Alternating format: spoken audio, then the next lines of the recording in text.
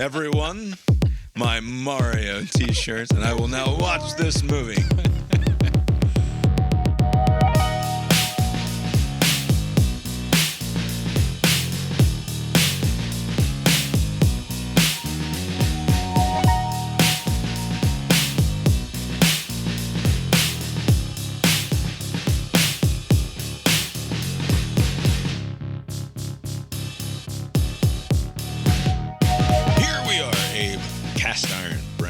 A podcast that has surveyed the news of the week and found it all very stupid. And will now nonetheless proceed to talk about it at some dispiriting length. My name is Bob, sitting across the way from my good friend and co-host, that's Abe. How you doing tonight, Abe? Doing well, Bob. Yeah, here we are. Lori's here too. How you doing, Lori? I'm fine. Lori's fine. Tonight is Monday, April 10th, 2023, marking precisely 40 years since Lori was born. Look at that. Happy birthday, Lori. Thanks. Happy birthday, Lori. Thanks, I'm doing this. Yeah, pretty thrilled to be here. As a birthday present to Lori, we will definitely fly through tonight's boring nonsense that we usually talk about in about 15 or a present to 20 me, quick minutes, and then just talk about movies and keep stuff. Keep your voice down. For 20 more minutes just and be out of here by like 10, 15. Stop shouting for a whole night. Just stop shouting. It sounds good when I yell into the... No, it doesn't. It does. I walked in here and you were yelling. Like, it's because you're stupid and you have headphones on. Like, it's like the stupidest thing that you do besides the sweatpants thing, which we're not talking about. But your inability to speak at a normal volume when you have headphones on. It's like you're old people. But isn't that because you can't hear yourself to the same level of satisfaction? Like, you can be smart and know that you can just still speak. I guess you could do that. Well, yeah, you can if you're smart. Yeah. Look, so if you're laying in bed, I want everybody out there to try this, and it's real cold, and you think in your head, you're like, if I wear an extra pair of pants, then it will keep me warmer, right? But the trick is to take the sweatpants off and then get under the covers in the bed, and you'll actually warm up quicker. This is just... It's just counterintuitive, science. but true, right? Yeah. It's just science, and Lori is, for my whole adult life, told me that I'm a moron for adhering to that principle. But she's the one who can't control the temperature of her body. She goes from like a rational 97 to 99 degrees. No, I go from like ice cold to like boiling 175 degrees. Like to the touch, you don't want to get near it for fear of second-degree burns to yourself. I'm like the woman in Iron Man 3. Oh, Gwyneth Paltrow. I'm like Gwyneth Paltrow. Just like Gwyneth. Yep. Anyway, what'd you get up to this weekend, Abe? Anything fun? I wouldn't describe it as fun, but I was just hanging out with some friends, just very easy going. I wouldn't describe hanging out with your friends as very much fun either. I've listened to your podcast, for Christ's sake.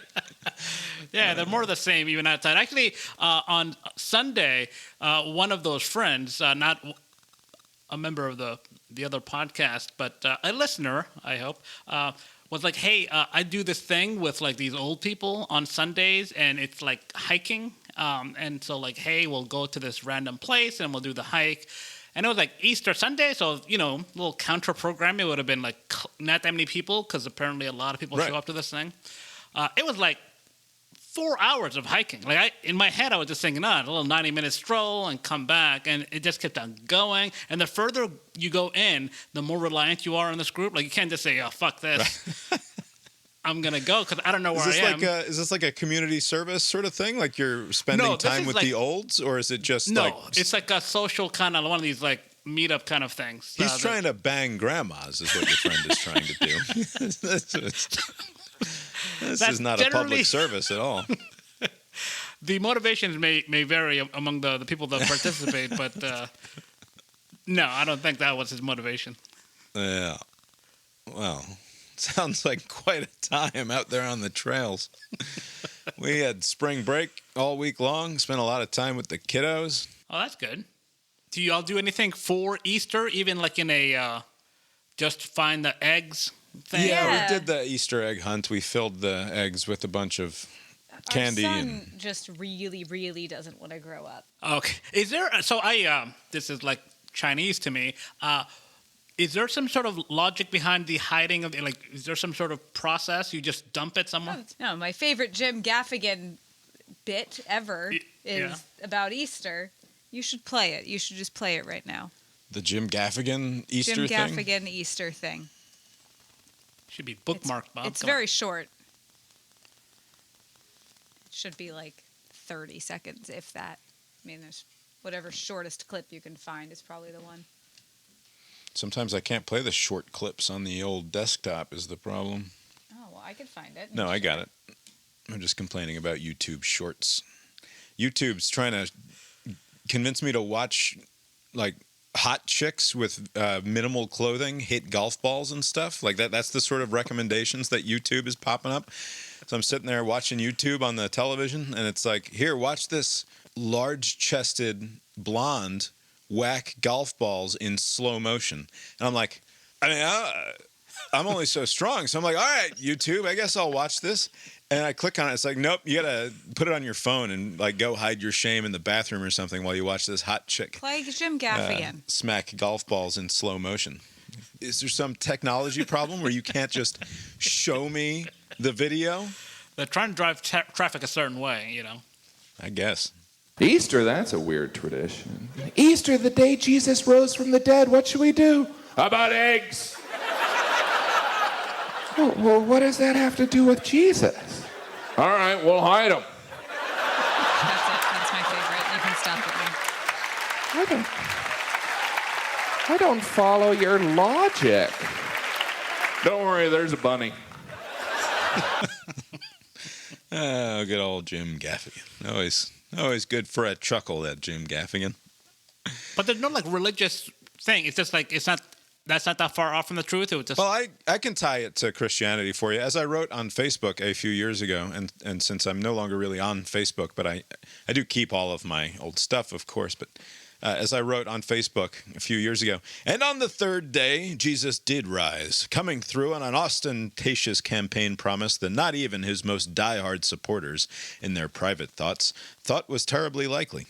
While it's true that some of the gathered were a bit weirded out by the whole vicarious redemption thing, and others worried that his message of pure, all-forgiving, unconditional love might be transformed into a far more literal theistic idolatry and crassly transactional thing sooner or later, nevertheless, all rejoiced as he rose to the heavens, shining with the divine renewing light of our basic human goodness, and rather suddenly, and quite to the astonishment and bewilderment of the gathered, burst into a rainbow of brightly colored plastic eggs full of delectable chocolates and sweets, carried on the warm spring winds to various tree branch nooks and fence holes the world over. And there was much rejoicing. And that, of course, is basically directly out of the Gospel of Matthew, I believe. So oh, look at that. that's the explanation, Abe. It worked for me. Yeah. But yeah, our kids are too old for Easter egg hunts, but that didn't stop them from demanding an Easter egg hunt again this year.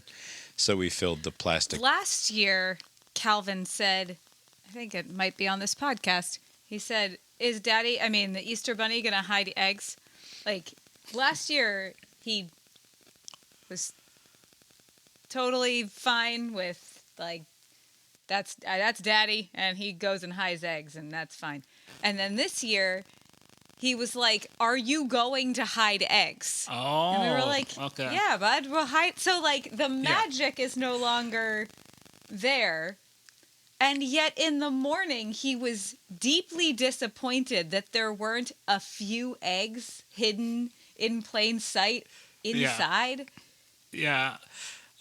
I do wonder if is that. I mean, that's got to be like peers talking this out, and somebody saying, "Oh, none of that is real," and the kid's like, "Oh yeah, I knew that." Like, It depends on the kid. It Right. very much depends on the kid. Some kids have just never thought for even half a second to question the logic or rationale behind any of it.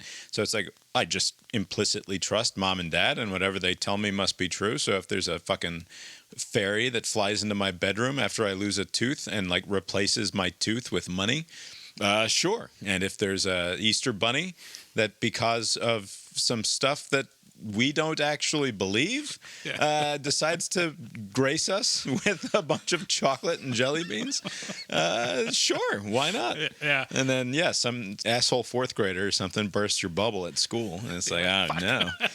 I mean, But with Calvin, Calvin, it's more like he intellectualizes this idea of what growing up is, and anything that resembles growing up, he gets super emotional about it and doesn't want it to happen. And so not getting to do an Easter egg hunt is symbolic to him of gotcha. Yeah. having lost something. Yeah. And it's a weird thing to sort of, for him, but it's been years that he's sort of been this way. He gets very sad he's about. always been this way. Years, the amount of years is 10. Right. Because that's how old he is. He's just a very sensitive little person. We used to not be able to watch feature-length movies because no matter what it was, if there's a movie, if there's a 90-minute movie, you have an arc. You have a big story. Right. And he would just cry. He just couldn't handle the big story. And we had to stop watching feature-length movies for a while, even if they're happy. Just because, the emotions just overwhelm him, and he would cry at the end of every movie. Wow. That's pretty sweet. Didn't happen, believe it or not, with the Super Mario Bros. Movie, which we watched over the weekend. Curious that one didn't, for whatever reason, strike a giant emotional chord within him. It made him happy. The emotion that it struck was joy. Yeah. I liked that. That was good, is what he said. We'll talk about that pile of shit later. God, you're so annoying. But anyway, that's Easter. Easter's fine. All right, let's first talk about the Supreme Court a little bit. Did you see the report in ProPublica about Justice Clarence Thomas and the gifts that he has been receiving over the years from a GOP mega donor? Yeah. Whose name at the moment is out of my head. It's something kind of funny. Harlan Crow, who's a Texas billionaire, real estate tycoon type, who has properties in Dallas area and Texas down there. He's got a place in the Adirondacks up in New York. He's got a super yacht, one of these big old boats that's more than 100 feet long is classified as a super yacht because the naming conventions of all of these things are it's done by 11-year-old boys, where if something is big, then it's like super or mega, and that's just what we have to go with. Same thing with the skyscrapers, just a bunch of grown children. Right. So Harlan Crow got a big old pile of money, and he's interested in conservative causes. So he has spent a lot of money donating to various conservative causes through the years, and that has included cultivating apparently an authentic friendship with the Thomases. The Supreme Court Justice Clarence Thomas and his wife Ginny. She, of course, is an activist in conservative spaces. This Crow fella has donated to the think tank where she is a fundraiser, or she's a lobbyist, something along those lines. Right. So in some ways, he's sort of helped pay her salary. And the ProPublica story, which I'll make sure, of course, there's a link to in the show notes, suggests that a lot of these gifts that Thomas has received through the years should have been disclosed in various ethics reports, if not even on his taxes potentially, although that's sort of less clear. But you can receive gifts from anybody, right? So, and if you go and you visit somebody at an estate that they own and they pay they don't charge you for meals, that's just going to hang out with your buddy potentially, right? It's not anything that you have to tell anyone about. But apparently there's some question as to whether that's exactly what this was, because Harlan Crow, of course, being a fucking multi-billionaire, doesn't personally own the estate at the Adirondacks in New York. Instead, it's owned through some corporation, likely incorporated in Delaware or something, right? Like through some holding company. One of those shell kind of things, yeah. Right, but it's his thing, but it's because it's incorporated for various tax-related reasons, I'm sure. It's possible that Thomas should have reported these vacations that he was taking at this upstate New York sort of park. It's big, beautiful estate that this guy has up there. That these things should have been reported. And there's some good journalism that went on there, right? In this ProPublica story, this is something that I think is worth reporting out. And could it be a little bit less scoldy, a little fewer number of adjectives involved in the reporting of the story? Yeah, probably. But that sort of comes with the territory these days. I think largely it was a perfectly defensible piece of journalism. Right. And something that Thomas should have to answer for, largely because the Supreme Court is generally, they set their own ethics and they have largely decided not to worry about such things, right? The Supreme Court does what it wants to do. It's not like it has the same oversight requirements or the same ethics rules that Congress has or anything along those lines. It's sort of built on an honor system. And it looks, to a certain extent, that Clarence Thomas has been more than willing to sort of skirt the edges of what would be honorable in some ways. Right. Although I do imagine Clarence Thomas has been in the Supreme Court for some time now. I think he came out with a statement saying that his understanding was that this type of thing was not reportable. Like he kind of just made a distinction between in the course of just friendship and these things that come with friendship, I didn't think I had to report it if it was some other thing, and this specific friend did not have business before the court, so his understanding was it didn't have to be reported. But setting that aside, since there aren't concrete rules that govern this, right? Basically, like you said, it's a honor system. There really isn't any mechanism to do anything unless the Supreme Court itself wanted to do something, right? And it is in their interest not to do anything. Unless you're AOC and you go on television and say, we should impeach him. And this is probably the third or fourth time that she's called for Thomas's impeachment, this time over his failure to disclose these gifts from the GOP mega donor, who, by all accounts, seems to actually just sort of be one of his friends. Right. Also, yeah. Like, is it kind of like, I don't know. I understand why people get upset about this sort of thing, but at the same time, like, this is just how things are, right?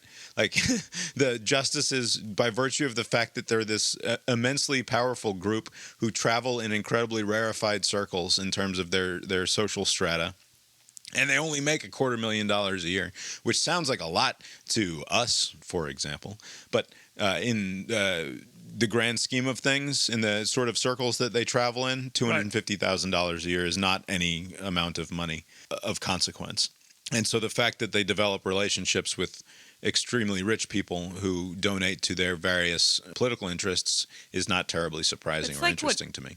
Some doctors make. Like, doctors make more than that. Right. The issue of whether it should have been reported, I think, yes, reported for the sake of just full disclosure and transparency. I think it should be reported even though he can get away with not doing it, right? But the argument about, like, what does it mean that, let's say that there was a nefarious reason why this rich guy was lavishing all of this towards this justice and his wife, right?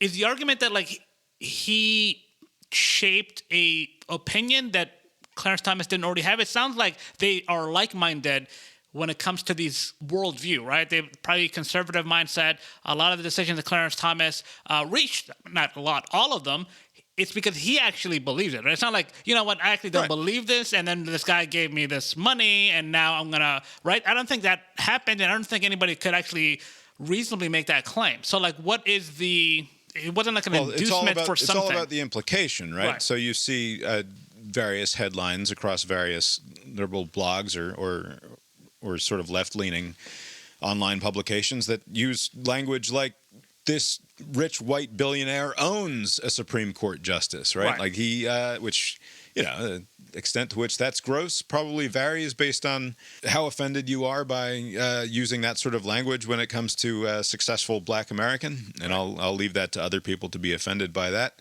It's the sort of language that, when used in a reverse sort of situation, would not be acceptable, but they don't have any problem. Not a helpful framing, yeah. Right.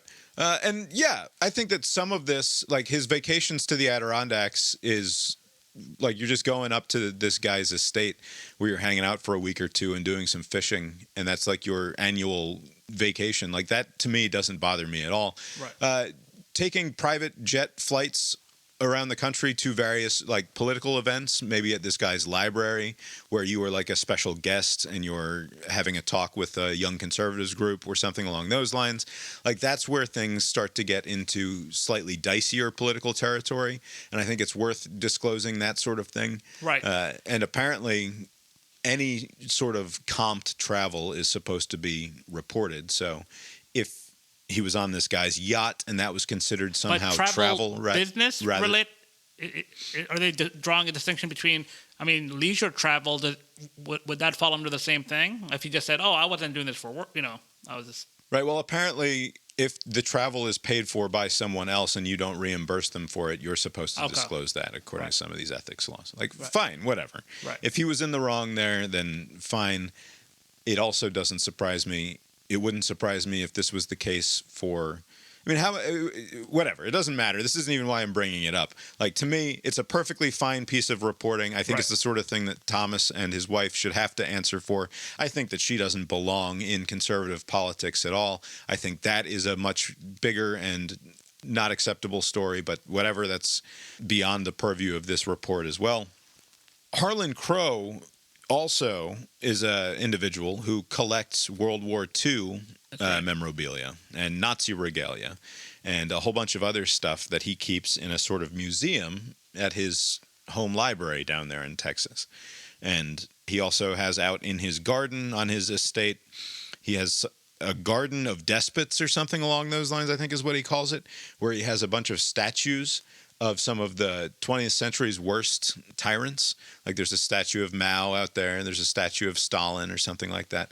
Like, so he's sort of fascinated by the capacity of awful human beings to do awful things to other human beings.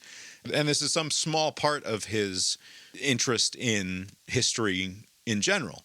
Yes, he has one of the world's largest private collections of Nazi regalia, but it's not like you walk into his living room and that's just everything, right? It happens to, it's a large collection, but part of a much larger collection that he has about the 20th century, apparently. And, so he's not even fixated just in Nazi stuff, although, I mean, unless you're like a professional or this is like your line of work, like those stories usually don't end in like totally straight up person. Like usually when people have this weird thing, among other things like Nazi regalia, there's usually like some sort of sympathies, not about like what certain things happen, but like I think just that mindset. Like I think if you dig a little deeper, I think this guy's really into this sort of stuff.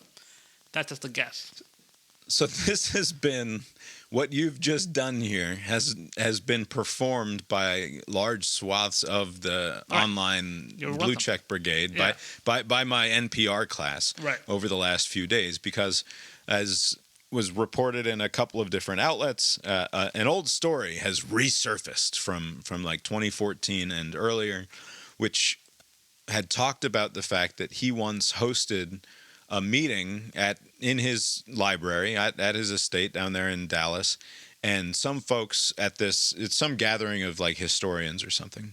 April 2019, the Commission on the Practice of Democratic Citizenship, which had been created in 2018 by the American Academy of Arts and Sciences to explore how best to respond to the weaknesses and vulnerabilities of our political and civic life, conducted a meeting at Southern Methodist University in Dallas. The commission was comprised of accomplished academics, artists, government officials, and journalists drawn from across the country. The evening before the session, the members dined at Crow's estate.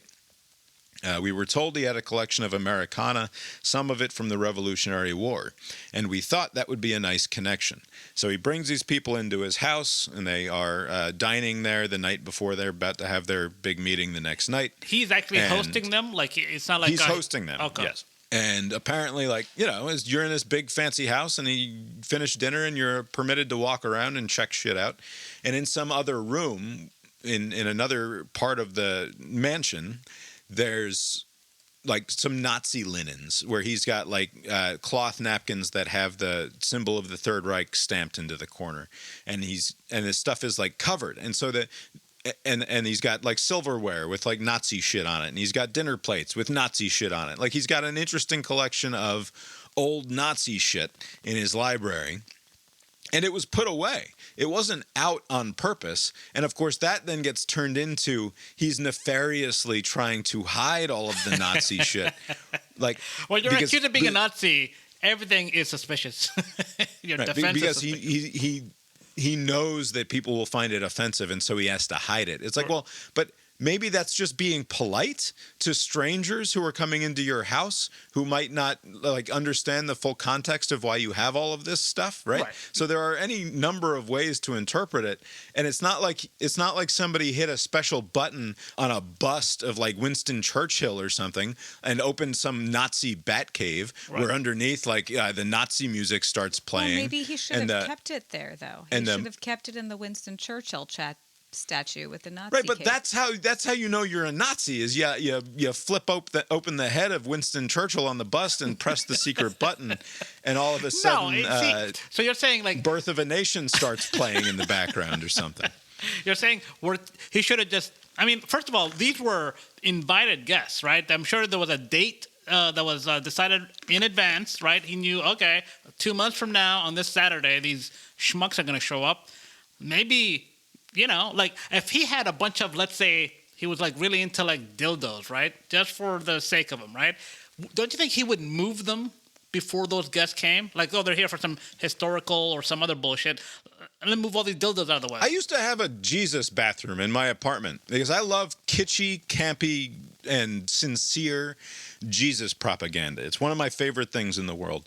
And if I was a person who like had a big pile of money and had a room dedicated, like I would definitely have like a Jesus room full of not like corny Jesus stuff where it's obvious that it's a joke. Yeah, the Southern Baptist Church, like they leave stuff around. Right, like I found this clock, I think, at Junkman's Daughter in Athens once, where it's just a clock, and if you plug it in, it's this big, like, crazy neon light display. It's very Catholic, that clock, of right? Jesus. Like Hispanic Catholic. And the arms move so that, like, it lights up. It's this crazy thing. It's broken now. It doesn't work anymore. It's a fucking shame.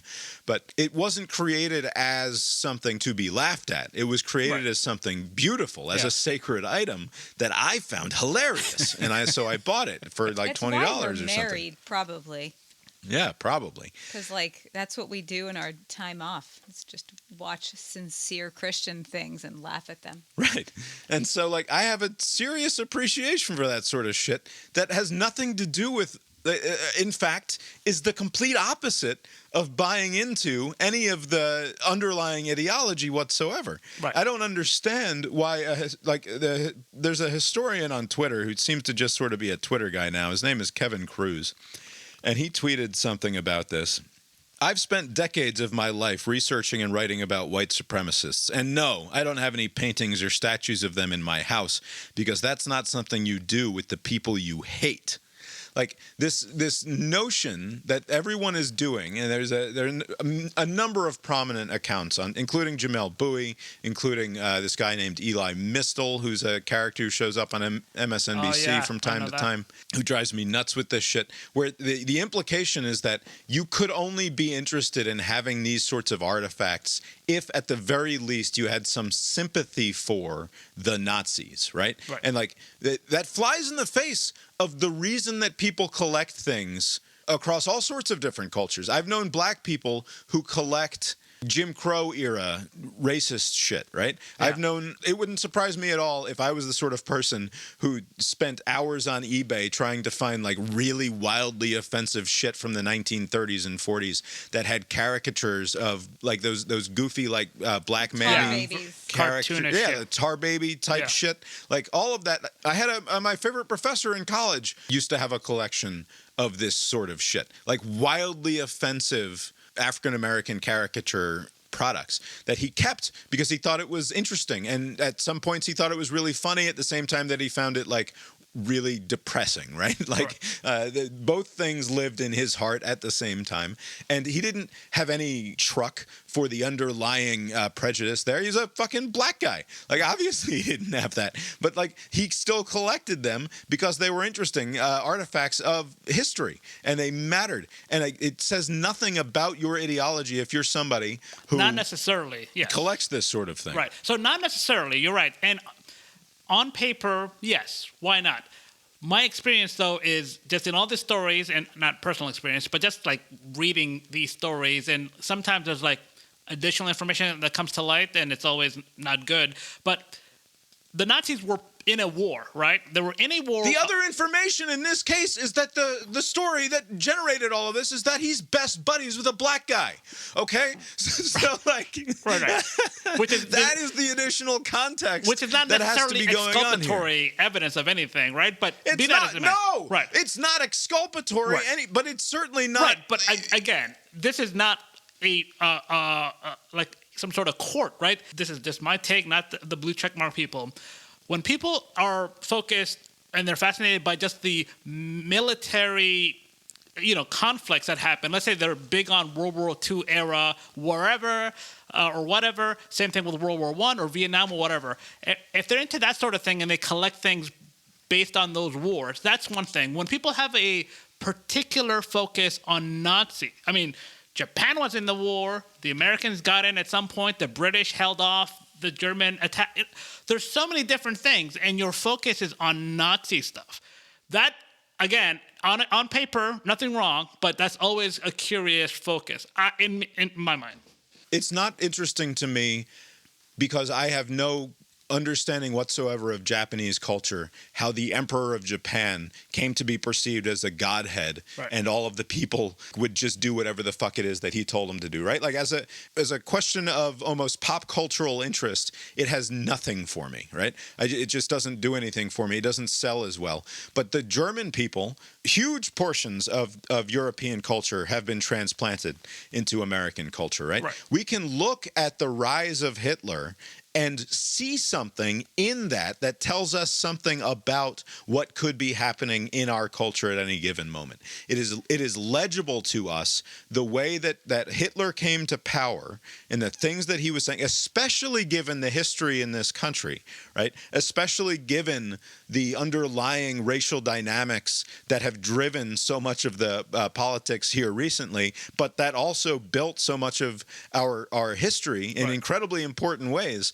What happened in Nazi Germany is entirely legible to the American imagination. Right. So I fully understand why people are sort of disproportionately interested in the rise of Hitler and the power of what they did there culturally, right? Because so much of what the Nazis did in terms of the reason for their success was the way they sold themselves as a culture. Right. It's very similar to what we've done here in this country. So I think there are two possibilities. One, yes, you could take these artifacts in and curate them and collect them and do all these things, and your focus or your motivation is like, how could this have happened to a culture that's comparable to my own, and whatever, and this is a cautionary tale, all of those things. That's one lane. The other lane is, it's like, is this a cautionary tale or are you venerating them? Like, some do with the Confederates, right? You have all these statues and you have all these hats and all these things. Is this a cautionary tale of what happened in the past? If it's of a piece with a guy who has Revolutionary War era shit and Civil War era shit, right, and he's got a garden of despots, right, where he has a bunch of statues. You walk through his back garden and you walk by Mao and Stalin and Pol Pot or whatever the fuck else is back there. Right. Like, to me, this is an open and shut case of like a guy with a whole bunch of money who's really into history and probably complains all the time about how much better the History Channel was back 30 years ago when it used to show real stuff, right? Like, this is a guy who just loves that sort of shit, right? And am I guessing? Am I making shit up about the contents of his brain? Yeah, right. But mine is defensible because it's forgivable, because it's like I'm not inventing some monster in my head. I'm not imputing anything horribly negative. I'm giving him the benefit of the doubt, as any human being should give to any other human being, regardless of how much money they have or if they're buddies with a Supreme Court justice. Right. It drives me nuts the way that people are so completely willing to someone they've never met, someone they've never talked to, someone they've never heard speak a sentence in their entire life, right, that just because that this person exists outside of the correct tribe, they're willing to say, oh yeah, obviously he's just a Nazi, which is, by the way, last I checked, still sort of the worst thing that you can say about another human being. I'm sure you can say worse, but yeah, it's up there. Yes, what you're saying is perfectly plausible, just generally not how these stories go, and this could just be a prejudice on my end. But people who are focused, again, if you take the broader context of all these other things, that's one thing. People that have a lot of Nazi stuff are into Nazis. If I listen to only Norwegian death metal, right? If I listen to only one very particular angry sort of reads as white fascist sort of music, then yes, it is reasonable for me to have to defend myself against certain claims, I think. But if I happen to have one Norwegian death metal album in my collection of many different things, then I shouldn't have to defend anything, right? I listen to Rage Against the Machine. I can't stand their fucking politics. I think they're morons. These guys venerate Maoists and killers. Like, fuck those guys. But also, the music fucking kicks ass. Right. And I like listening to it. I'm very much Bob likes Korn, too. I'm like Paul. I do not care for Korn. You have a Korn album. And Eminem. Bob likes Korn and Eminem. It's ridiculous. Well, let's say you know.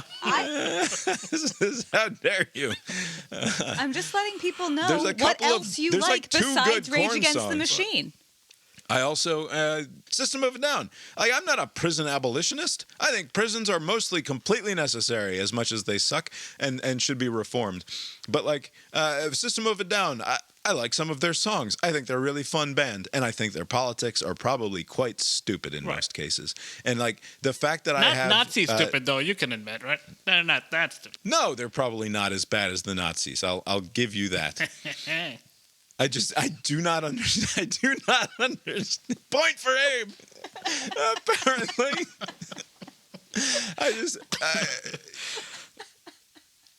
I would love for any of these people who, and part of this is just, it's that thing about, there's a conviction among Bob, these. Most of this is, as usual, about the reaction that you're seeing about it. And that's what makes you so defensive. Like, he's probably nice. He probably donates to Black Lives Matter. Obviously, interested in Nazis does not mean he's racist. Like, it's just what you're reacting to is the reaction. You should just not worry so much about it. I think it's incredibly wrong to denounce someone as being an unforgivable and worthy of being outcast simply based on one data point that allows you to say things about them. And the only reason that you would ever do that is because you know that their politics are different from yours. And I don't want to get into the Nazi name-calling game here, but I do think it's worth, because these are people who cannot fathom the idea that they would ever be on the wrong side of history, right? They cannot imagine. This is a slightly different conversation, so forgive me. But if you are a person who, like, nobody who sits here today thinks that if I was the same sort of social status person in Nazi Germany as I am here in my current state, would I ever be compliant with the wishes of the Nazi state? Oh, I've always thought that I would. Sure.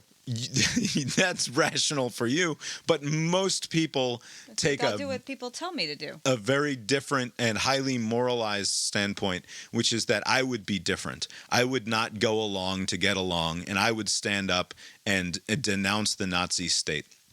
And if you think that you're so immune to the evils that you denounce in history or even today, right? Whether it's whatever topic you want to pick today that you believe that other people have thoughts that exist that are completely anathema to the future right thing. Name 2 or 3 things that you firmly believe that are utterly out of step with the prevailing thoughts of your tribe. That's my challenge. Also, like Abe said, laminate it.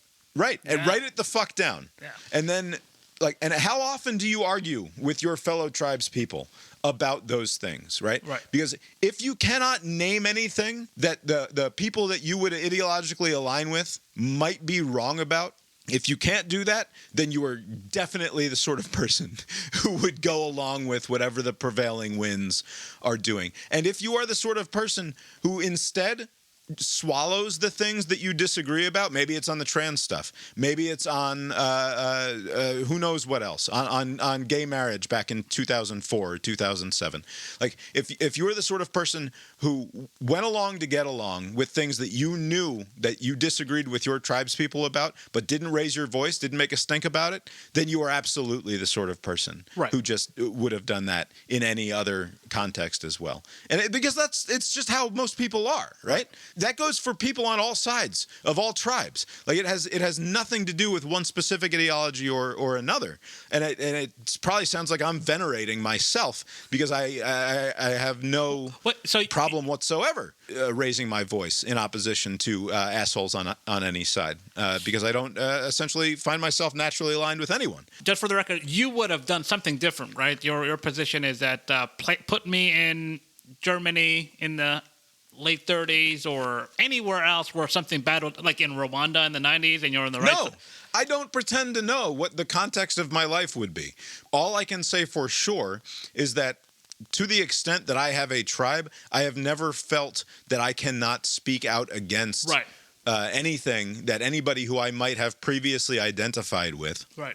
In one way or another, is getting wrong. It doesn't make me uncomfortable. It makes me uncomfortable instead to imagine that someone else would see what this person said and then associate it with me when it's something that I disagree with. Right. That's the thing that makes me wildly uncomfortable. And so that's why I fucking have had half a dozen blogs over the years, right? Like, or I have all these, like, and I have a fucking podcast that nobody listens to because, like, that's how important. Like, you think that you're gonna tell me what I think about something? No.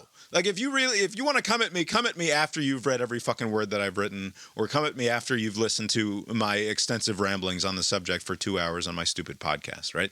Like, I've made my position clear here. Right. You're not going to associate me with anyone else's thoughts. Right. So, yeah, I don't know how it would have been in 1938 in Germany. I assume that I would have been a very good Nazi. You might have been dead. Right? I might have been a very wonderful, upstanding Nazi citizen. I have absolutely no idea what it was like to have been raised in that time, and it disgusts me whenever anybody else says that that it would have been different had I been there. Right. Yeah. I always think that most people did not get, like in Germany, they're not that different, and they also come to it through either they believed in it or there was pressure applied or whatever. I do wonder if you take this into consideration. So, like, some of the people who are they don't criticize their tribe, I do wonder if they're making a calculation that, like, it's more important. I mean, I have my opinions, but it's more important that the tribe is strong or it's unified, and highlighting differences here and there causes more damage than potential good. Like, do you think they're doing some sort of calculation like that where, if you set them aside, these blue check people alone, not in this audience of Twitter, just alone, and talk to them about specific issues, they'll be at one or two where it will deviate from wherever, right? Whatever it's supposed to be. But for the sake of the group, they won't publicly say, oh, I actually think the border should be secured, right? Or whatever. Like, at least they won't highlight that because... Okay, it's one thing to not speak out. It's something else entirely for someone who voices the opposing opinion to then sort of slyly say, oh, yep, see, I always knew he was a fascist, right? Oh, like, yeah. It's one thing to keep quiet about it. It's another thing to be someone who enforces the borders of the tribe and is someone who throws other people to the wolves in that way. Right. And maybe all of these people are just cowards, and that I'm only mostly getting annoyed at the ones who actually do speak up and behave in ways that drive me nuts on the internet. That's entirely plausible. But again, I think that those are distinct behaviors. We have the vast majority of people who simply don't want to talk, who, by the way, you should. Like, when you see someone denouncing someone as a Nazi for the mere fact that they have a collection of Nazi napkins in their vast collection of other World War II memorabilia. Like, I'm sorry, that doesn't mean you should not be permitted in a social way to just denounce that person as a likely Nazi sympathizer. Right. Like, don't I don't you understand why. So think- you're Okay. saying you're against free speech. Right. Yeah, I mean, people can. No, of course not. I'm saying that that social opprobrium is a perfectly acceptable thing to deploy when what you're doing is otherwise allowing the utter tarnishment of someone's entire public reputation to go by unmentioned, based on nothing, Well, based on absolutely nothing. A little thing. He had all those Nazi things, right?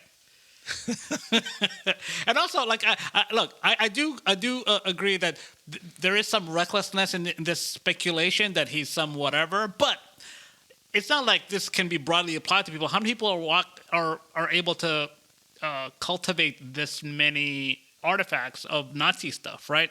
And invite people, a mixed group of people, to come to your house and like, oh yeah, don't mind all of that Nazi stuff. I got other like strongman stuff too.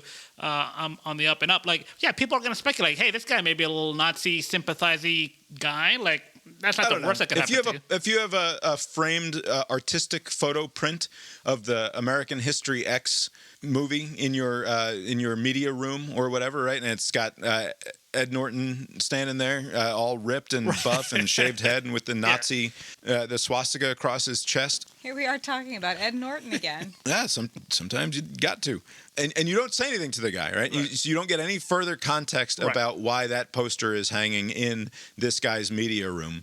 It would be incredibly shitty of you to go out and say, well, the guy I had dinner with the other night, he showed me his media room, and he's got Nazi shit in there. Like, you don't know. You didn't talk. Now, if you had a conversation with him, and he was like, yeah, man, that's like my favorite fucking movie. That part where he puts the guy in the curb, and he stomps him in the skull.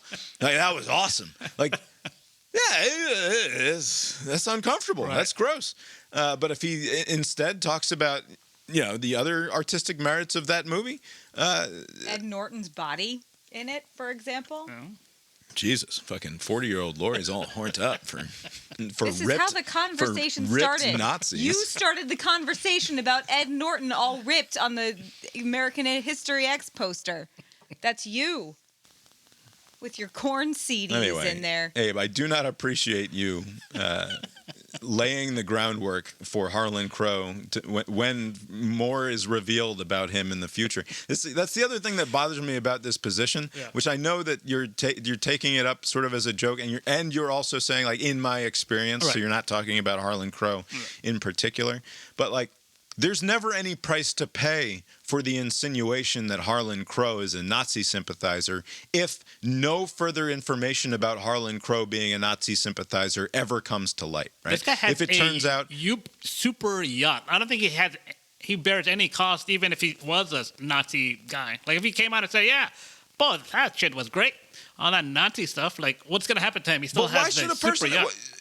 I know that you think it's not a big deal for that people are talking this way about him in public, I guess, but I don't know why he should have to endure that. Dude, you're sort of collecting talk. Nazi stuff. Like, if I was like really into the Khmer Rouge, like, people were like, "What the fuck, man? That's a little weird." Like, if I was into it like that. Okay, but then when David French and Jonah Goldberg come to his defense and they say, "I've known Harlan Crow for 30 years, and yes, he has donated to my various publications through the years, and I've had social functions with him and political functions with him through the years," and they're like, he's just a really tremendous guy, and the idea that he's a Nazi sympathizer is ludicrous on its face if you ever talk to him for more than 10 seconds.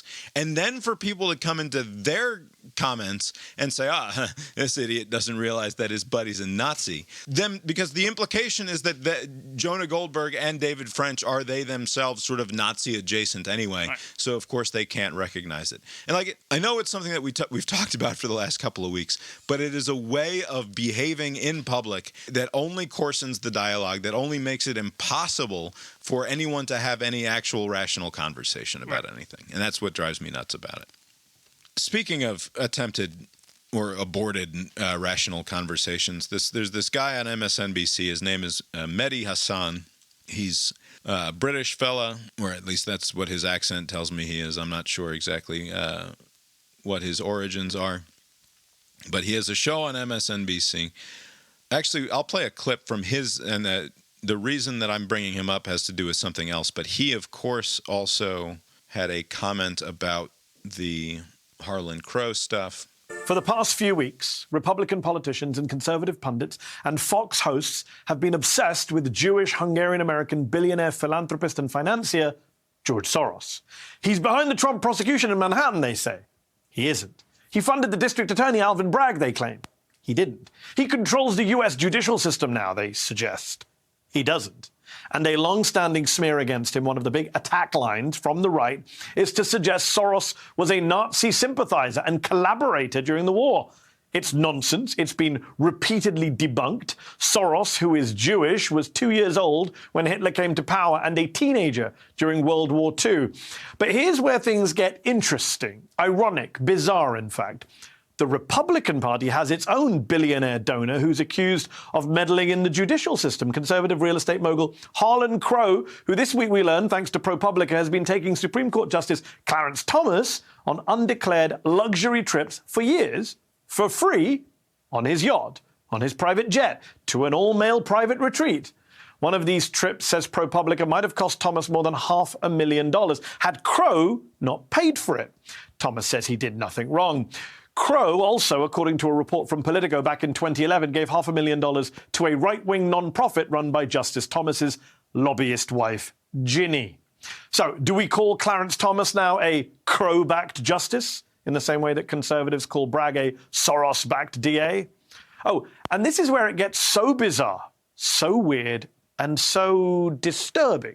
According to 2014 reporting from the Dallas Morning News, Harlan Crow, this rich friend and benefactor to Supreme Court Justice Clarence Thomas, has a home full of Nazi memorabilia and a backyard full of statues of dictators, Stalin, Lenin, Ceausescu, and more.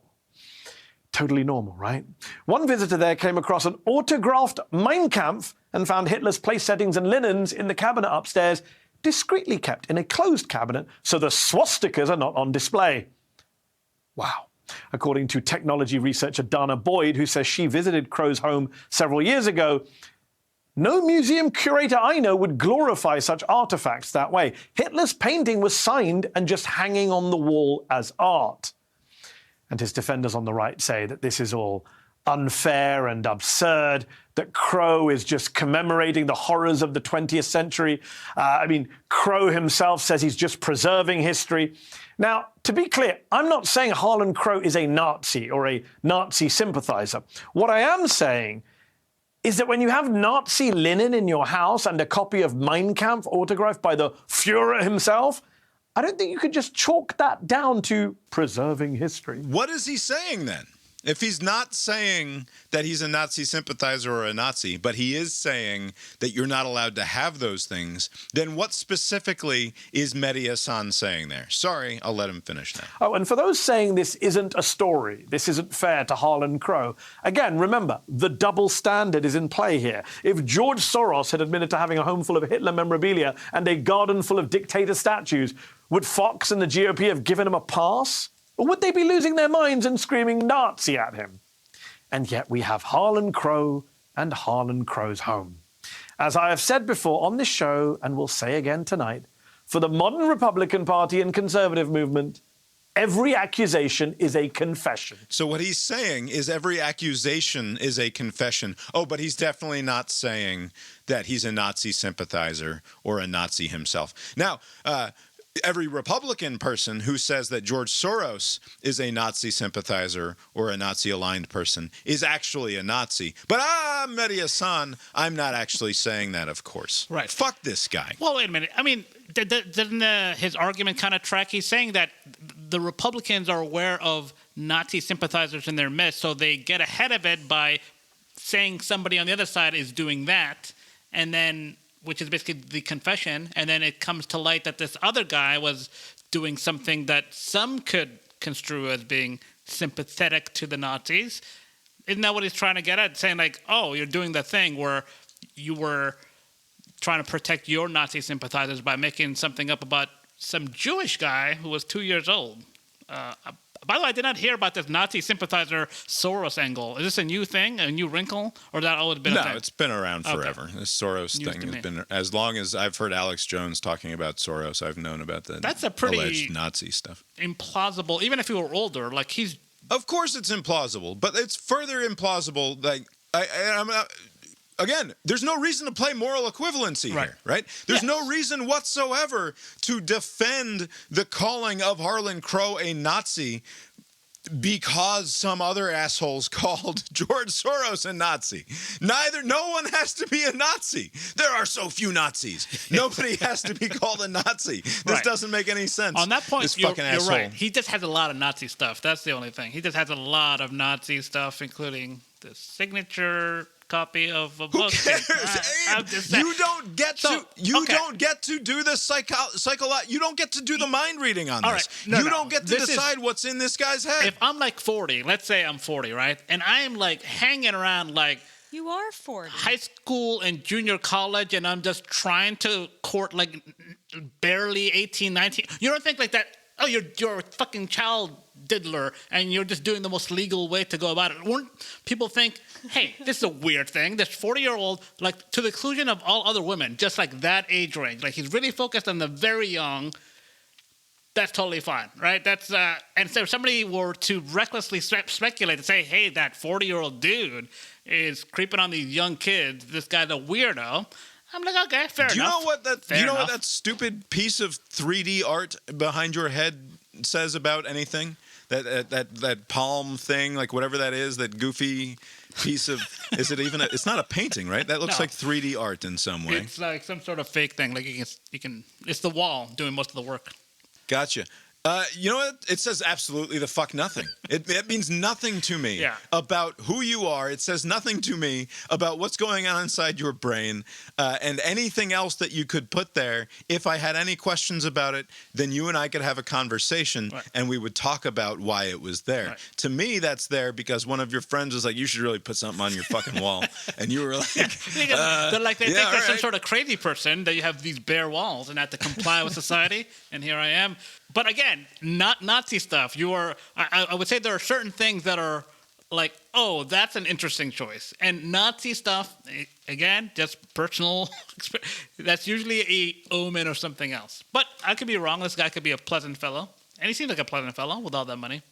all right. The Medhi Hasan guy quoted a tweet by this Dana Michelle Boyd person. And so I went to her website. I was digging around because she doesn't capitalize the letters in her name, kind of like the writer Bell Hooks. Like I see the name in the newspaper and it's lowercase b, lowercase h, Bell Hooks. I saw this Dana Michelle Boyd similarly quoted in an article in Mother Jones, and she had lowercase letters.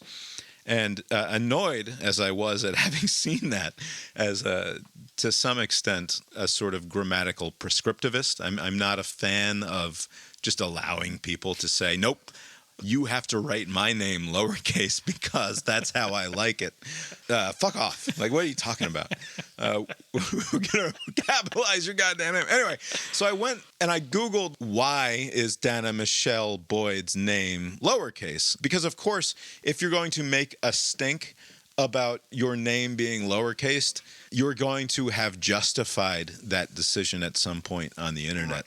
I'm going to read from that justification that I found on her website at some length here, because I think that there's a fundamental inconsistency with the reasons that she's doing this and her justification for it.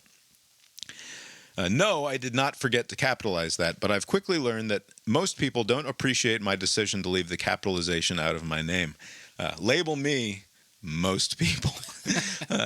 There are a lot of reasons that I got rid of the capital letters in the final name change, some personal and some political. First, there's my mother's original desire to have balance, and she goes on to explain how there's balance in her name, which is just some weird sort of aesthetic bullshit. It's fine.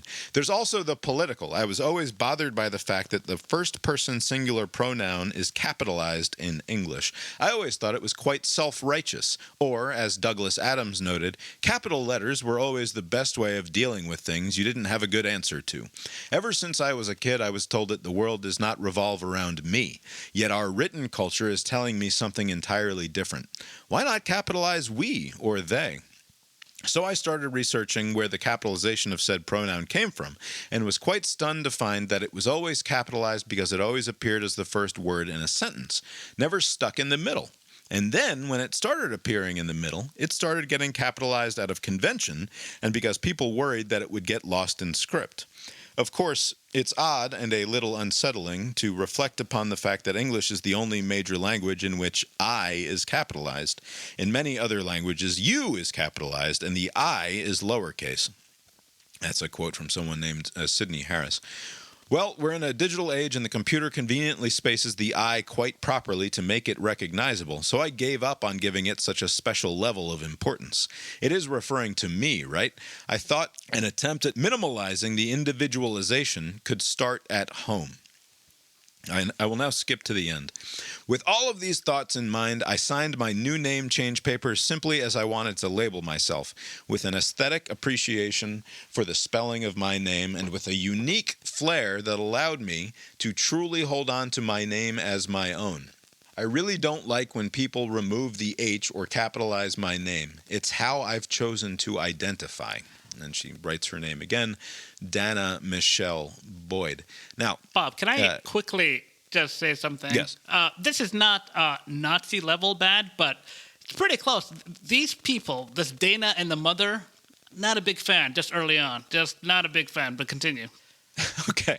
I will explain why I'm even bringing this up at all, which is not merely the aesthetic annoyance that I have, or even the fact that, like, if I had to talk to this person in a private one-on-one thing, I would be very polite and I would be incredibly annoyed by having spent any time talking to this person, if I had to guess. It's the fact that she closes it with the, I really don't like when people remove the H or capitalize my name. It's how I've chosen to identify. I can't get past the, it's how I've chosen to identify, reconciling that with the reasons that she's laid out in the first part of her essay, which is that I want to remove the individualization from the name stuff, that I want to discount the individual in favor of the collective, right? Why not capitalize we or they instead of I or instead of proper nouns? How does that jibe in her head? How does that reconcile in her head with this very special identity that she's crafted for herself, that she demands that other people follow at risk of really annoying her, right, or somehow offending her in a certain way? To me, that is an obvious contradiction. I don't understand how that reconciles in anyone's head. And also, you're describing how, like, the research she did into this and how it started because, generally the names started off the sentences, so it's naturally to do it that way. And now everybody does it that way. I mean, it's a uniform practice. And so there isn't an opportunity for you to share your desire to use a lowercase thing in many settings, right? If you write down your information on an application, when they convert that over to the computer, let's say, they're going to make that capital, right? Because that's, like, where are you going to share that? Oh, this is not just information for you, but this is like a part of my identity, and it's important that you adhere to. And this. how is it anything but the absolute extremity of individualization, right? Yeah. How is it anything but making yourself the most goddamn important person in the world relative to everyone else? I don't understand how you can hold those two thoughts in your head at the same time and not have everything just explode. Right. I legitimately don't know how she walks around. That's insane to me. I mean, again, not to be too harsh, but with this added the H for balance, that upbringing they probably had a lot of unconventional thoughts about things, right? And even with the addition of the H, she's probably not the only person named Dana with an H, right? There's likely some other, right? So you're not unique in that sense. It doesn't make any sense. It's also the fact that, as you said, that this is something that is a convention because the pronoun or the name always came at the start of the sentence, right? So it's not like we've discovered some sort of weird like patriarchal or racist or like otherwise politically unpalatable reason for names to have capital letters. Instead, it's just a unique sort of fact of linguistic history, right? Like it's not anything that is objectionable in any moral or political way, and instead is just a strange coincidence. Right. So like, who the fuck are you? Like I can't get past it. Who the fuck are you? Yeah, what was that part that part that she was saying that early on she was told that the world doesn't revolve around you? Seemed like she. That's what I'm saying. She's saying as though she's been injured by the fact that the world doesn't revolve around her, right? Like that to me at least would track. It's like Daddy always told me that, or Mommy always told me. Lori is left because she's fucking pissed that I'm screaming again. No, that's not why. It's the internet. Daddy always told me and Mommy always told me that the world doesn't revolve around me, and those assholes like fuck you. Right. I'm going to make my name lowercase so that the whole goddamn world revolves around me again. By the way, that at least would make sense. Just for I'm going to go on the record. There isn't a backstory horrific enough that I would be for changing any modern day conventions. Like it doesn't matter what the original story as to why we capitalized the name was. It could be the worst story in the world, and I'll still be okay with using that convention. Yeah, but that's what I'm saying. Right. You and I would be Nazis. Yes. I mean, I would look the other way, but yes. No, because what I'm saying is that it's similar to the school name change thing. More harm is done in popularizing the idea of whatever the horrible, awful thing was that resulted in us having capital first letters of names, right? Sure. Like simply dredging that back up into the culture in order to do away with it actually does more harm than good. And I don't think it's not even more close. Harm than like good. Obviously. What is that? Juice isn't worth the squeeze. Don't stop with the juice and the squeeze. God damn it. Thanks, after use. All right, back to Medhi Hasan real quick, and we don't have to get into it. I'm not going to play clips. I'll make sure there's a link in the show notes to a lengthy 30-minute segment that guy did on MSNBC, where he had Matt Taibbi on to talk about the Twitter files, and the whole thing comes down to Hasan points to 3 factual errors that he believes he found in one of or in a number of Taibbi's different Twitter files threads. He thinks that he has found 3 factual errors, and that therefore the way that this was passed around the internet afterwards is that in John Oliver fashion, Medhi Hasan has completely destroyed Matt Taibbi and the Twitter files. What's odd is that Hasan, after sort of doing as Taibbi says in the interview, you start with the "what happened to you, man" routine, which is something that Taibbi has to hear every time anybody opens their mouth about him, is you used to be so cool and good, and now you're a piece of shit. Like, what happened to you, man? And there's never any self-reflection at all in the person asking the question, like, ooh, it's the Principal Skinner meme brought to life, right? Where it's like, no, am I wrong? No, it is the children who are out of touch. There's never any possibility that Matt Taibbi is behaving in a consistent fashion in the way that he always has, and it is you, the audience, who has changed in a fundamental way, or who doesn't understand the way in which Taibbi is still the same person that he was before, fighting the same sort of fight that he was fighting before, and that it is you who has changed. And I understand that that's a hard thing to see a lot of times, right? People don't recognize that, so whatever. But Hasan starts off his show by saying, boy, Taibbi used to be awesome, but now he's just a water boy for Elon Musk. And never mind the fact that like a day after this interview goes live, Taibbi leaves Twitter. He's like, I can't do Twitter anymore because Twitter is throttling all Substack posts. Yeah. And to be clear, Elon Musk is behaving like a fucking moron in a lot of these ways, right? I mean, like, if somebody told me that he was just trying to ruin Twitter, like I would believe that, because like everything lines up with that. Like his moves don't really make any sense. Right. It is entirely plausible to me that he is trying to destroy Twitter as we know it. But do you think there's like some sort of financial... Is this like a springtime for Hitler thing? Like, I mean, I can't even think, like, what sort of, like, scheme could he be pulling that would... Heavy on the Nazi stuff this episode. It's that damn Texan's fault. If I have a theory about what Elon Musk is doing, it has something to do with what he has said in the past about building an everything app. And I think he wants to turn Twitter into like the way that WeChat functions in China, where it's Facebook and it's Marketplace and it's WhatsApp and it's Twitter and it's eBay and it's Amazon. Like it's all rolled into this one big monster app. And But it's owned by the government, right?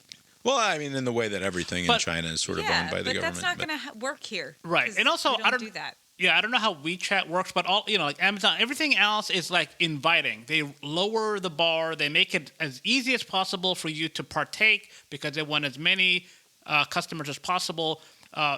Elon is finding ways to drive out even people who are otherwise sympathetic to him, even if he had like a relationship with him, like he had with Taibbi, where they were providing him with the documents for him to do his reporting, right? Like they had that on top of his Substack, whatever he had there. So like, if you're driving away people like Taibbi and other people who you already pissed off are leaving, like, how are you trying to make this everything app if that's his ultimate goal, right? Right. I think that it requires a massive transformation of what Twitter is, and I think that it almost doesn't matter what he does with it in the meantime, right? Yeah. No, it So like doesn't. the long-term focus is to transform what Twitter is in a substantial way where it doesn't look anything like the thing that we've all used it for up to this point is just something else entirely. And what he's doing is he's going to take this massive international user base, right? It's one of the biggest social media names out there in terms of just an established user base, and he wants to turn it into something entirely different. It's clear that he's not interested in any of the ideals that he said he was interested in when he was talking about buying the app a year ago, right? Which is the free expression, free speech. Like that's all completely out the window. Anyway, getting back to Medhi, Hasan. No, let's just skip to the end because it's 10 o'clock now. Sure. and Well, have to this will talk go about- quickly because I'm not going to play any clips. The point of the Medhi That's Hasan not thing. how it works. You talk a lot. The point of the Medhi Hasan thing is that he brings Taibbi on and he points to these three different things that he says Taibbi has gotten wrong. And by the way, as it turns out, there's like one thing that Taibbi definitely got wrong in terms of the date. The two other things, it's not clear to me that Taibbi actually got them wrong, but Hasan asserts that he got them wrong. And of course, because Taibbi's voice and presentation is very sort of retreating and stuttering and Negative and whiny. right. It's just the way that he appears when he's talking on television or in a podcast. Complaining a lot.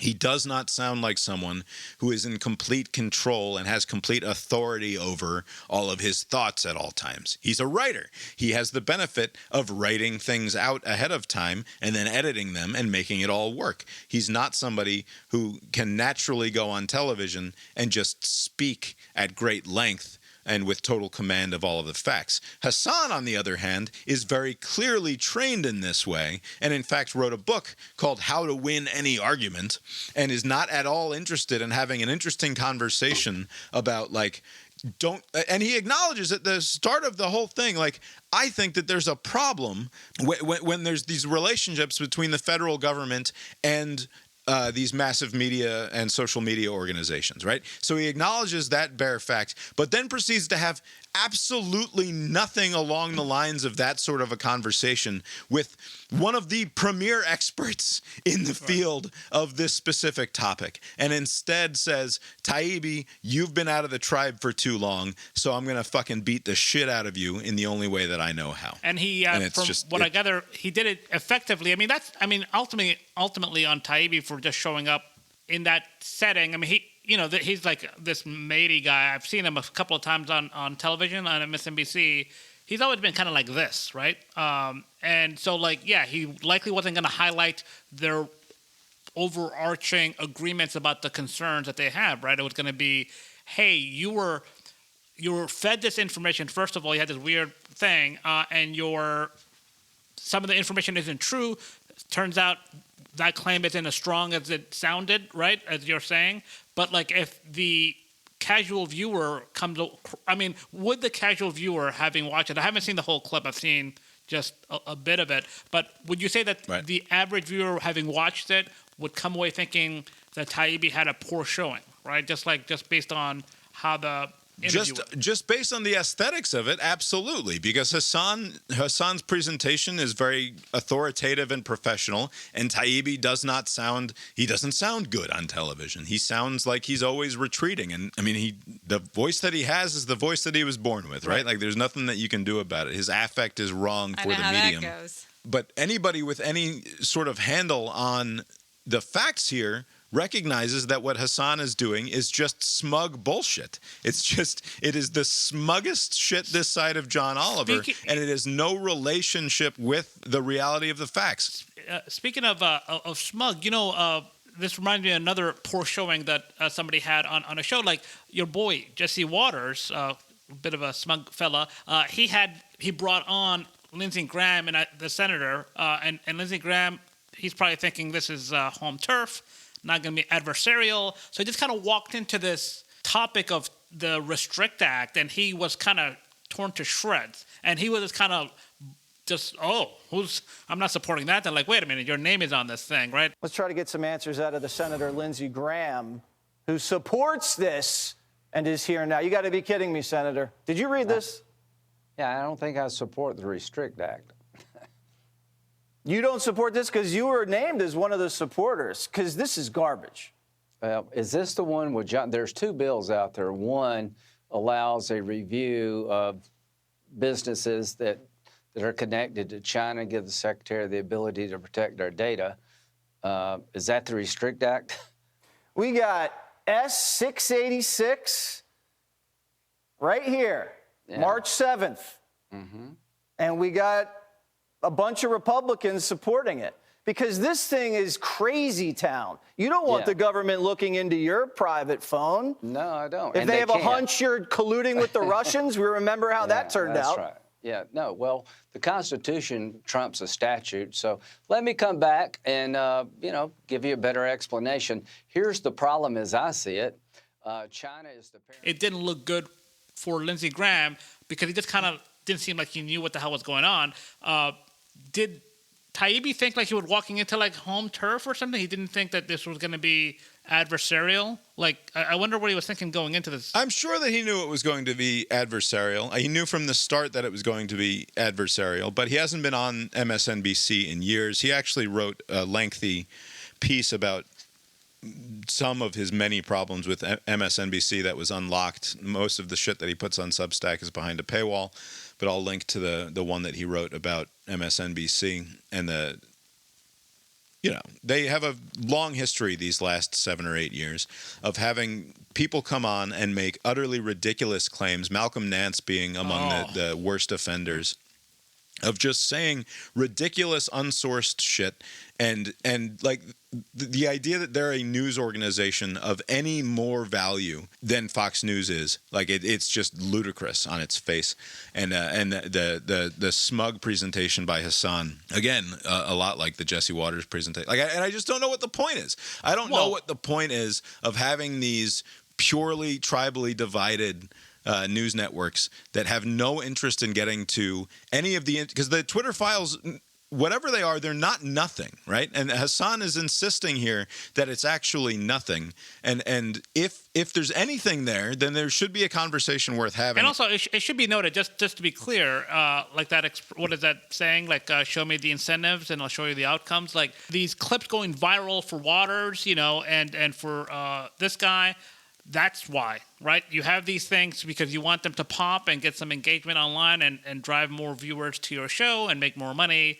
I mean, that's the whole scheme, right? So this is good news for those hosts that are being prickly because they can look what I did. I did a thing. Watch my show. Yeah. Anything to say on the mifepristone ruling, Abe? The judge in Texas has said that we need to stop the FDA. He's overturned the FDA's approval of the abortion drug that was done back in the year 2000. 20 plus years, right? Yeah. Yeah, his reasons for it are that apparently all of the FDA's rules weren't properly followed. A competing order has been issued by a judge out of Washington State, saying that, nope, wrong. FDA needs to continue distributing the the drug, and therefore now we have competing federal appellate court things going on, which means eventually I'm sure this will be resolved at the Supreme Court. Right. It's heading in that direction. The safety concern, to me, just sounds like a very, very flimsy pretext to do something that you want to do for other reasons, right? I mean, again, this has been on the market for how many years, and you're saying that there's a health concern, and this judge, I don't know how they're in a position to say whether or not that's true or not, right? Setting that. Well, again, he's hanging his decision on the FDA not properly following up on their own regulations in terms of responding to consumer and doctor groups' concerns about the safety of the drug. That's sort of what he's hanging his thing on, is that you're supposed to respond within X number of days, and instead you've never responded some 6,000 days later or something like that. Right. But this supposed reason, the benefit is that because some states have their laws, like, against or restricting abortion access and cutting the period, like, to 6 weeks in many states, and some other states want to make it even stricter. People could get these medications by mail, right? And this is kind of like one of the reasons why they wanted to pursue this course, to prevent that from happening, right? Because the federal government was kind of saying, hey, we can work around these restrictive states by just mailing stuff to people. Right. Half of all that. abortions in this country are medically induced abortions using these drugs. Right. And it was an the end fact run is to that their it's state rules, right? functionally impossible to stop anyone from getting the abortion drug in one state and sticking it in the mail and sending it to someone in another state, right? And you can almost do it like impossible to stop automatically, that. right? And you can almost kind of have it to where it just auto forwards, like it'll be mailed to somewhere in a legal state and it'll just be shipped. I think there's a way to do that. But again, Abe's setting something up. the motivation for this ruling is just to prevent that from happening. Like, we need some way, because it's going to make ineffective our state laws if everything else stays as is. And so this is just like a very obvious, like, political reason to do something. The safety issue is not a real concern. The reason why you want to do this is because you don't want to have an end run on your rules. I'll be interested to see what the the Supreme Court does whenever they do hear it. On the political front, this has been like a loser for them, like for the Republicans. Like, anytime this comes up, it's always bad news. Wisconsin, they had their little judicial race. It wasn't even close. Anytime it comes up, even in red states, the abortion issue is a loser. So, like, this continuing to be a thing is just going to make it worse and worse for the Republicans for the foreseeable future. Right. And it's a disastrous thing for Ron DeSantis to start dipping his toe into, where he's apparently going to sign something that makes a 6-week limit in the state of Florida, which is functionally a near total ban, in terms of when most abortions happen. Like, they don't usually happen in the first 6 weeks, because it's hard to necessarily even find out that you're going to be pregnant and also want an abortion in those first 6 weeks. And yeah, I think it's a huge loser for the Republicans, to the point where in a Chicago mayoral race between two Democrats, one of them attempted to paint the other one as the pro-life Republican-leaning candidate, and that guy ended up losing. The one who was painted as the more abortion unfriendly candidate in the city of Chicago. And who knows if that was the only reason, but it certainly is obviously something that the liberals lean into, because it is very much to their political benefit at this point. Okay. You've been listening to Cast Iron Brains, a podcast with Bob and Abe. Find the show on Facebook or Twitter. Head on over to brainiron.com for a show note and presumably some blogs. Opening and closing themes of the show were composed by Mark Gillig. Find his band at tetramermusic.com, Tetramer music.com. Abe, did you make it to the movies this week, and did you see anything besides the Super Mario Bros. Movie? Yes, I went to the movie twice. I went to go see Super Mario. We'll get to that in a second. You must have seen Air. How was Air? Air was Which one's that? solid movie. It's a movie about when Jordan signed with Nike for those shoes. Oh. Okay. Matt Damon, Ben Affleck, the usual yes. crew are in on it. Oh, yes. The movie, yes, that one. The movie Yes. that didn't look like a real movie when I Yeah. first saw the preview. And actually, it was getting very good reviews. And it's an easy to recommend movie. It's just kind of one of these things. I mean, it has a lot going against it because, for one, because Michael Jordan is such a known brand, Ben Affleck and company decided not to even hire somebody to play that role. I mean, they had some black tall guy, but they would never show his face. They would just show him from the back or him walking away at a distance. But Michael Jordan is never actually doing anything. It's just like his Right. mother. Well, you don't put fucking God in your movie Yeah. either if you're smart, right? Right. You don't. That's the idea. If you can't get actual Michael Jordan or like some AI Uncanny Valley version of Michael Jordan, then you don't put him in your movie. Right. And so I guess that was a wise choice. But yeah, the movie kind of goes at a pretty decent pace. The one criticism, and it seems like no one else shares this, a couple of people that I know have seen it, and they were very big on the movie without any sort of quibbles. So this is something that happened 40 years ago. Everybody knows what happened. Nike was not a top seller of shoes, especially in basketball back then. They were more like a running shoe company.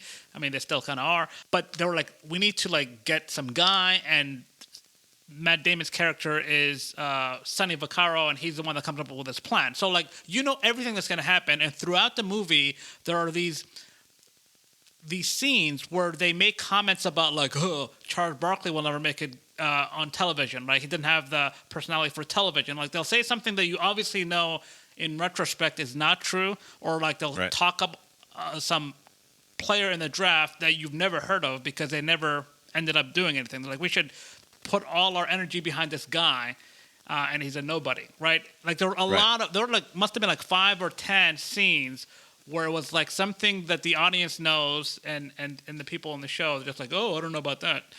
Other than that, a good movie. I will say though, I don't get shoes. You know, they did a big thing at the end. Apparently, these these Jordan, the first ones, this red and white concoction, they did a whole build up to where like they were trying to figure it out. There were a couple scenes where they're talking with the designer and like, I think I got it, and they're like, no, we don't got it, and then there's a scene where they're all looking at this final product and they're like, yes, this is it.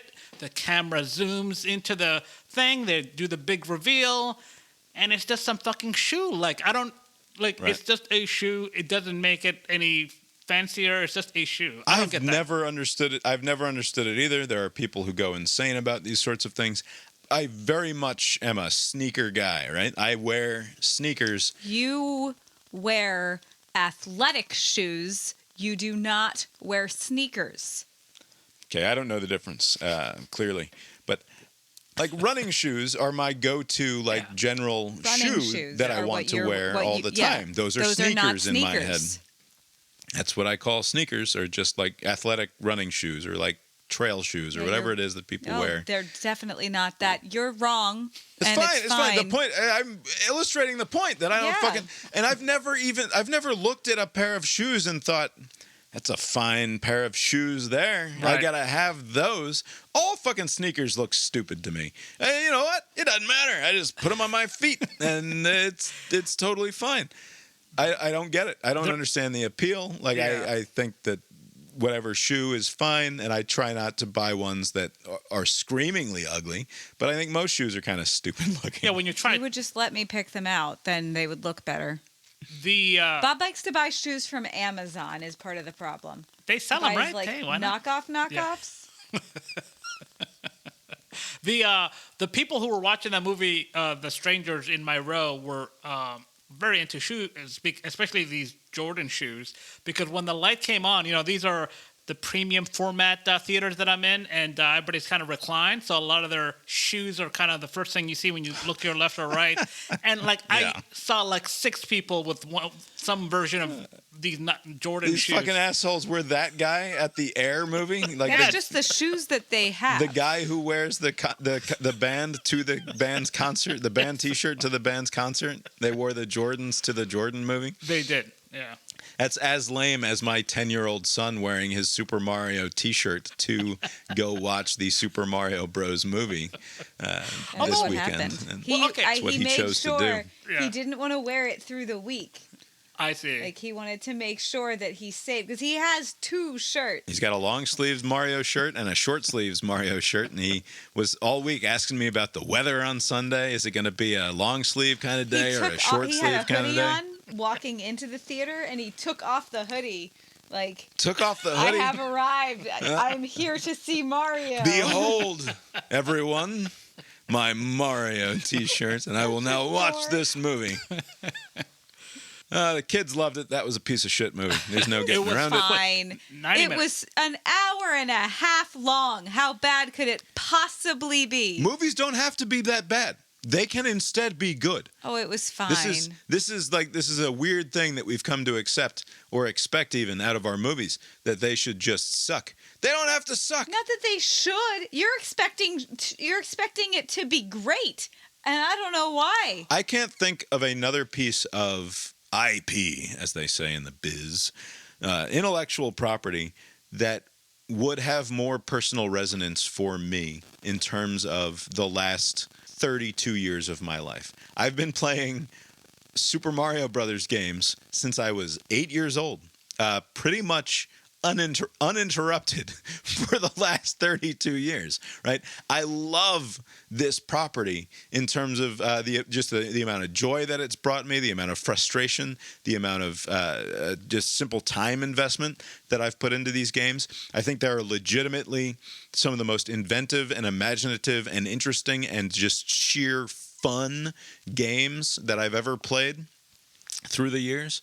Some that are sort of fine and some that are duds and a few that are like actual masterpieces of the form. Just an absolute joy to play. And this movie had none of that except for the musical cues. The score was incredible. Right. It was great. And even they took some choices, made some choices with the evil guy where he was like playing some of the tunes. It was great. Now, let me ask you something. In the original, the video game version, right? Because I noticed 2 problems that they had to overcome. The people who made this movie. One, what are we going to do about this hilarious Italian accent, right? You know, when they did it, and they came up with a sensible solution, right? Just to do the commercial and then speak in regular voice, because it would have been ridiculous if he had that voice for 90 minutes. The second issue is, in the game, you had the princess as the damsel in distress, right? You can't have that be like she just kind of just putzing around until she gets saved, right? In the game, it was just that. So like in the movie version, and spoiler, we have to have the empowered princess, right? And so the role of damsel in distress falls to the brother, Luigi, who's just kind of just, I hope I'm saved. Wait, but that works because Luigi culturally has become a bit of a punching bag. Right. Yeah, Luigi's kind of a wimp. That's not, like, Luigi sucks is not, that was not new to this movie. Right, but it's interesting that those 2 choices that they had to kind of overcome, it kind of just blended in with it. Those weren't the causes of any issues. They're like, okay, we solved that problem. No, that was fine. I don't mind that at all. It was weird to me that I saw on Twitter. I didn't even investigate it because I was like, no, that's too dumb even for me. But Steven Crowder, one of these conservative loudmouth podcasting types, said that the anti-woke Mario movie made $200 million this weekend. Like, okay, anti-woke? What are you? It is. What are you French. talking about? Yeah, I what was have no that idea. angle? Yeah. I didn't explore further. I didn't want anything to do with that take. That movie spoke to that guy. Let that guy be spoken to by Mario. I hated the way that they sort of dragged you with, like, you know, those like the big metal rakes, like those aggressive rakes that you use to like hoe the garden. Yeah. Like that was how they stuck it in your back and they dragged you to the next plot point every single time. Right. Like the story didn't cohere. Why did Mario have to fight DK in order to win the Kong army? And then after that was successful, why did they take go-karts to go back to the... Right, yeah. And the reason is because go-karts are a Mario Kart thing. Okay, but that's fine if you can make it work naturally in the progress of a movie. Like, and they were like, it ended up with me just sitting there in the movie theater brainstorming all sorts of different ways to incorporate the different aspects of Mario history into this movie in better at ways. least 2 more movies coming. Oh yeah, Fine. they're gonna make If this forever. fucking asshole gets to write them, the guy who Like, wrote this movie gets to write them, then they're gonna suck too. Right. The first Lego movie is one that stands out to me as like a wildly inventive and fun and incredibly interesting movie. Lego Batman is amazing as well. Right. These things can be done correctly if you just get the right people in the room to write the goddamn story, and they definitely didn't do that here. There's like the 2 things that worked for me are like the joke early in the movie when Mario gets to the castle and the 2 toadstools who are guarding the entrance are like, no, our princess is in another castle. Because that's like the oldest joke in the Mario book is Mario defeats Bowser and gets to the end and the toadstool goes, Sorry, your princess is in another sorry, castle. your princess is in another castle. So like, I enjoyed that joke. And then the fact that Bowser, they went with Bowser wants to marry Peach because he's a big like bleeding heart weirdo who's just a romantic. Who's just a romantic, and his stupid white tuxedo that he had in one of the previous games. Like I love that. Yeah. That's hilarious to me as a motivation for the big evil bad turtle dinosaur guy, that he just is a softy at heart who just wants to marry the princess ridiculously. That works. But everything else was fucking stupid. And this movie should have been way better, and I was mad at it that it wasn't actually good. Way better is a bit strong. It could have been better, but like the source material is pretty, like, I mean, some plumbers are finding a princess. The whole thing doesn't really make sense. Well, Abe, have you seen the original Mario Brothers movie, the 90s one? I thought I did, but I saw some clips. No, I did not. It's fantastic. Don't listen to anybody who tells you it's terrible. Right. That's it's all I've heard. Great. You should watch it. We also watched Spider-Man 3. Spider-Man 3 with the children, which is weird. The weirdest of the Sam Raimi Spider-Man movies. He's dancing around? A lot. Yeah, it's with the emo Spider-Man. Emo asshole. Yeah. Okay. Yeah. Yeah, and it's very weird. It's got a very early Bryce Dallas Howard appearance, maybe the first big Bryce Dallas Howard, and that the kid from That 70s Show, the Topher, what's his name from That 70s Show? Topher Grace. Topher Grace, yeah, Eric Foreman. And it has the least amount of Spider-Manning in it of any of the movies, and like that's why it doesn't work for me. I think it's nearly 2.5 hours long. It's so fucking long. It's like 2 movies. And there's so little like, there's Spider-Man doing Spider-Man shit. Like it's almost none of it, and it's very much a bummer in that way. And that was my main takeaway from that movie. And I think the second one is obviously the best in the series. And then on some other night, on Saturday night, while we were filling fucking plastic eggs with candy and chocolate to hide the next day, straight to hell we go. We watched a movie called Son of God, which is a Passion of the Christ remake, basically, that's available on Amazon Prime. No kidding. It stars some, like, what was he? Is he Portuguese? He's Portuguese. It stars a Portuguese man as an English-speaking, but Portuguese accented Jesus. Okay. Did it say Portuguese production? No, it's British. It was very bad. It's by Roma Downey and her husband, Mark Burnett, your boy. From I know that you're Survivor and the other reality shows? Yeah, Mark Burnett, who's worth like nearly $1 billion goddamn dollars because of Survivor and those other shows. Wow. He was able to finance this Son of God movie so that his highly Christian wife, Roma Downey, could star in it as Mary, Mother of God. It wasn't nearly bad enough to be worth watching, really. Like it wasn't very good. As a recommendation, it was just not very good. Obviously, we should have just watched Passion of the Christ instead, because that's a more interesting bad movie. No, that would have been too violent. That one is quite violent. I can't watch that. It's too violent. I think that's all we watched. Did we watch anything else? Succession. Oh, yeah, we have to talk about Succession. Yeah. Episode 3, spoilers abound here, although if you are participating in the pop culture at all, you've probably already had it spoiled for you. Logan dies like 15 minutes into this episode. We're pretty sure. Oh, he's dead. They were stretching him out. He was in a body bag and everything there at the end of the episode. Did it work for you? So I've been waiting for this guy to die like since season 1. Like there are shows where, first of all, this is Succession. There was another show on Showtime many, many years ago. It was called Homeland, and the concept was like an American military guy gets, held hostage by some Taliban ISIS types, and then he's, like Stockholm Syndrome style, he turns, and then he comes back, and in the original thinking was that he was going to blow up something up at the end of the season, but it was such a popular show that they said, fuck that, and they dragged it out, and eventually it was revealed that he was some evildoer or whatever, right? So they just dragged it out because they can make more money. This show, Succession, they could have killed Logan off like at the end of the first season or early in the second or at any point, and they didn't. And so when he finally did, I was like, whew, finally, some action. So my problem with it is just that I thought that it was a gag all along. Like for the first few minutes of it. Yeah.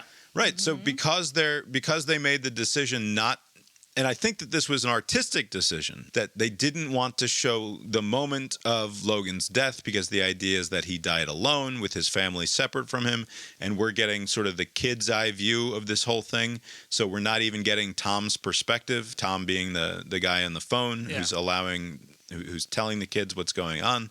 So we're getting this from the kid's perspective only, and I think that was an intentional decision, but it also opened the door for the possibility that this was some sort of a play. No, I think that was on purpose. Yeah, I don't think that the writers of the show intentionally meant for everyone to believe that Logan was doing some sort of a power play move here by faking his own death. So initially how the way the camera was positioned where you couldn't see Logan, and Tom is just talking, and he, in retrospect, like if the whole thing is as we believe it to be, that Logan did die, it was kind of like a slice of like life, like it happens in this sort of like chaotic way to where like this is happening, and then there's ripples of people knowing about it and people freaking out and reacting differently. So maybe they were going for that, but at least for the first 30 seconds, it was like that's kind of a fucked up thing to do if it's a ploy.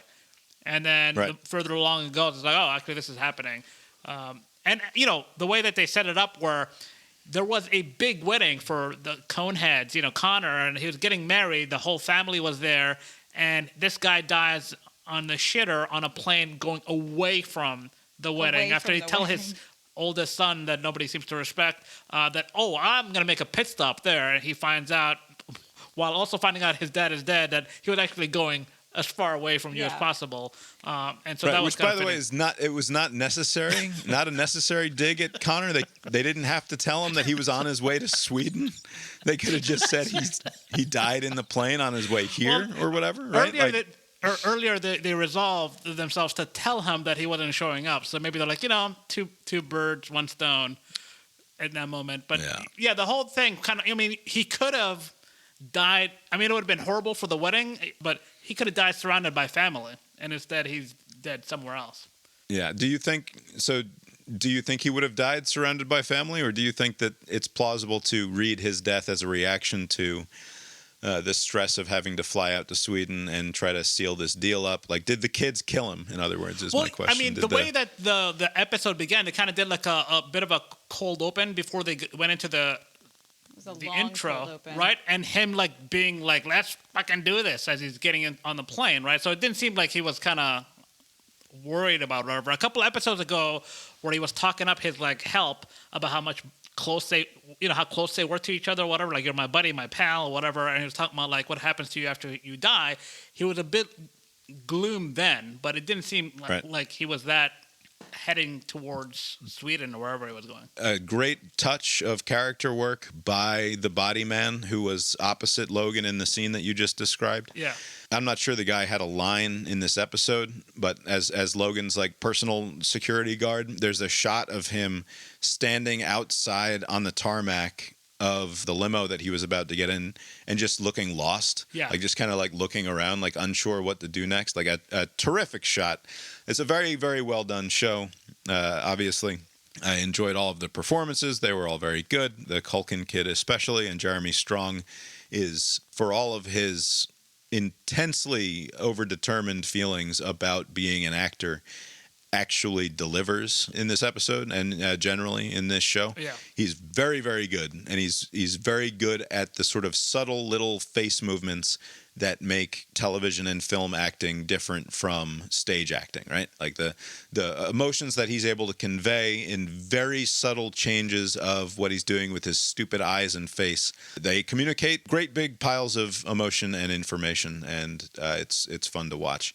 That being said, I suspect that I'm going to hate the last 7 episodes of this show, because one of my least favorite sort of, it's not exactly a cliche, but one of my least favorite things in art in general is to watch grasping people behave in grasping ways and just be greedy, selfish assholes. Yeah. And because we've lost the main antagonist for everyone in the show, right? Where even if in their needy graspiness and the thing that I would normally react negatively to, because they're going up against the moral monster that was Logan Roy, it made them, not necessarily that you were rooting for them, but it made it like forgivable for them to be these grasping, needy assholes. Right. But all that's going to be for the last, it's just going to be all these pieces of shit trying to express their self-interest in a way that gets them the most and leaves the least for everyone else. And it's just like, I don't know if I can watch 7 more hours of this shit. Well, it's a good thing that they're going to end can. it after this the season, right? It would be fitting because, yeah, you're right. The next 6 or 7 episodes are going to be about the actual succession and what happens. I did like how Roman was like, he got his phone out and you saw that stock market little graph and it was like just nosedived. It's like old man was worth that much. Like as soon as they heard that he's dead, like, okay, this company is worth shit. Right. Well, specifically, though, and I assume that this, I mean, not to get into the stupid plot details of the show, I assume that the stock price will bounce back to some degree, obviously. But the fact that the kids went out and gave the press conference and said, we're going to be here, we plan to be involved with this company moving forward.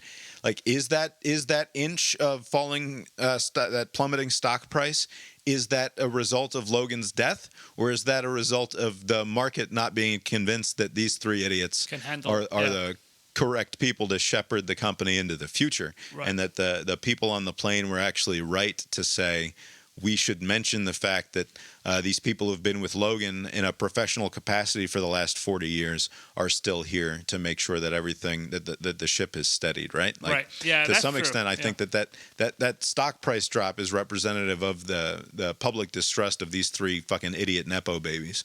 One thing I will say, I get that Connor's like a punching bag, right? But like when they found, when the 2 brothers find out that their father is apparently dead, and they're doing the rally the siblings kind of thing. Let's get Shiv, right? Like, why isn't like they're not even thinking about the oldest brother? I mean, this is not business. This is like your dad is dead, and it was like an afterthought. Maybe it's because of the wedding, and they're like, maybe we'll bring him in later. But I just thought that was like totally disrespectful to not bring your brother. It's the 3 of them. It's the 3 of them. They don't think of Connor as being part of the family in the same way. In the business sense, I agree. But like, this is like your dad. No, like, he's come on. older. It's a whole different thing. It's a different mom. He's older. It's just different.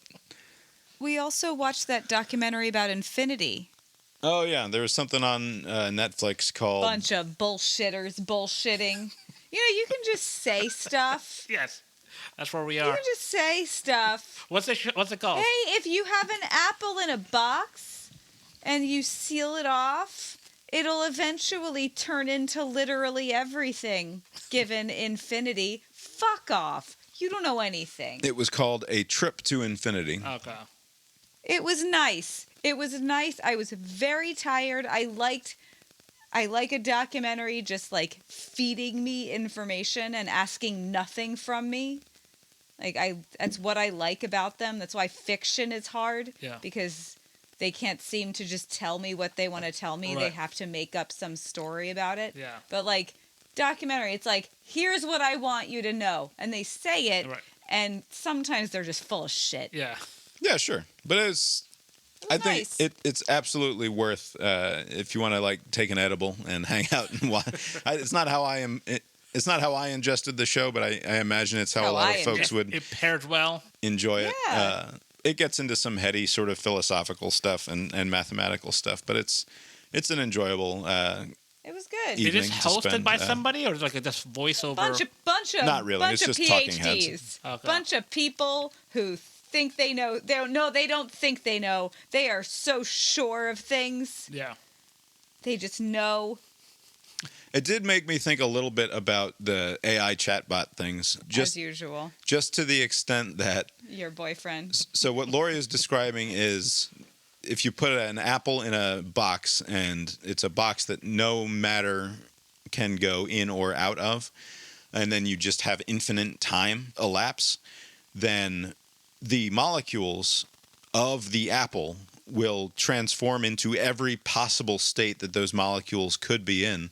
And there are essentially an infinite number of times that you could open that box and find the apple there, right? Okay. Because because infinity is so long that every state that the apple could be in will be represented an infinite number of times every time you go back into the box, right? So it's perfectly plausible that 100 billion years from now you open the box and there's a perfectly edible apple sitting in there, according to this theory. You can just say stuff. Which is sort of like the monkeys and the Shakespeare, typewriter. right? Yeah. So you give 100 monkeys, 100 typewriters, and just let them loose forever. It's not 100. It's an infinite number of monkeys and an infinite number of Well, typewriters. if you give them 100 monkeys, 100 typewriters, and infinity time, then eventually they will Then just reprint give one monkey then. the King James Bible, word for word, right? Given a long enough timeline. And for some reason, that had me thinking about the AI chatbots in the same way, Because which you is think like about your boyfriend a lot. It's fine. the chatbots will spit out to us an interesting thing every once in a while, Yeah. but sort of like the monkeys at the typewriter, they're sort of just banging away, hoping that the shit makes sense to you. Yeah. But anyway, I don't know. But It's good stuff. It was good. It was good to watch. Yeah. I'll give it a shot. I haven't seen that show. You have to watch it. You can't look away. Don't It's hard. do a second screen experience with Okay. it. Like, Yeah, pay you attention to it. Stay engaged. It's worth checking out. Anyway, you got anything else for us tonight, Abe? Nope. Well, I guess that's all we've got for tonight then, and we will talk to you next time. Later.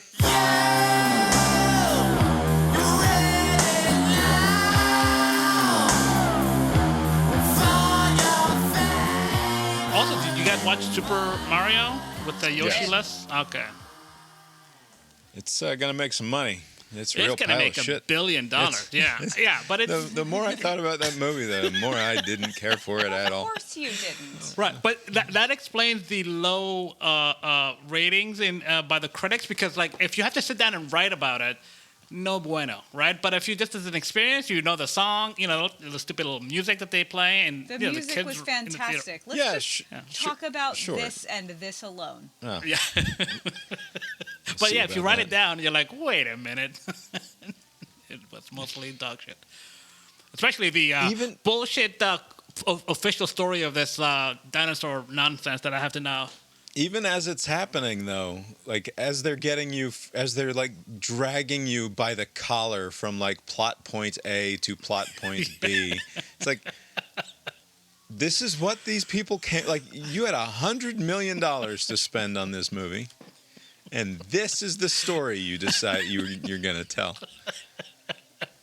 You know that there is a Bob in the room of this at the early stages of voicing this criticism, and the assholes who were like, "Nah, I'll be fine," are probably in the group chat laughing at you, like, "Hey, Bob, what's up?" So Like $200 million. it felt like one of those movies that because you. Oh my God! Are we talking about it, or are you starting your show? All right, whatever. Jesus Christ. For my birthday, I would like to end at fucking 10:30, 10:30. having Let's do talked about like Man. one boring thing. I only have 3 things written down, and they're all boring. Okay, so you can choose one of those. Got to try to say mifepristone correctly at least once tonight. Thrilling. What's the brand name? Is that the brand name? Or is that the drug? I think that's the one they went to. That's what they're selling.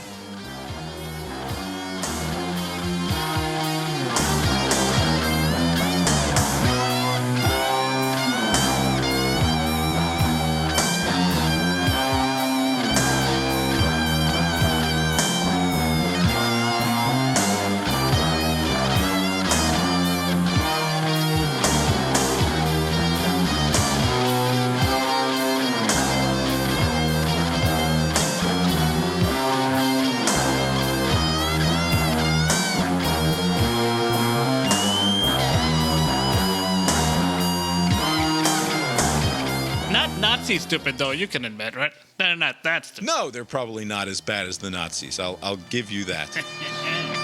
Point for aim. Apparently.